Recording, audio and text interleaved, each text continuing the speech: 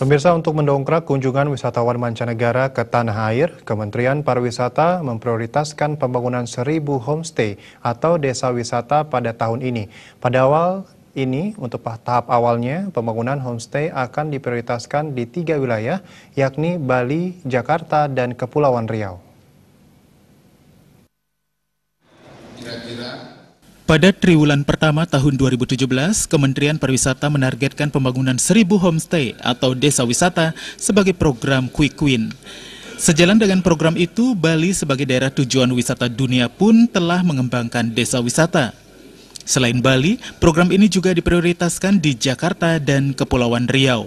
Mengingat ketiga daerah tersebut memiliki jumlah kunjungan wisatawan mancanegara mencapai 90%. Pada tahun 2016, dari total 12 juta kunjungan wisatawan mancanegara ke tanah air, 40% diantaranya mengunjungi Bali. Program pembangunan homestay bertujuan menyediakan alternatif akomodasi sebagai daya tarik baru kepada Wisman.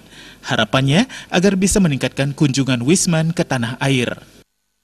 Di tahun 2017 untuk kita akan melakukan beberapa, seperti tadi disampaikan, akan melakukan quick win yang di triwulan pertama dengan membangun kurang lebih 1.000 homestay atau rumah wisata atau pondok wisata. Jadi apa yang dilakukan oleh teman-teman di Bali saat ini itu sudah sejalan dengan program kami di Kementerian Pariwisata. Prioritas pembangunan homestay sekarang akan dipusatkan di 3 wilayah, Pak, di 3 greater.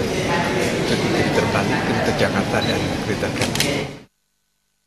Model desa wisata yang ditetapkan Kemenpar yakni sebagai tujuan kunjungan tunggal. Artinya, sebuah desa wisata memiliki produk wisata yang unik dapat dinikmati oleh wisatawan yang berkunjung dan menginap di sana seperti budaya, adat istiadat, makanan khas, serta dapat berinteraksi langsung dengan masyarakat setempat. Darmawan, Bali TV.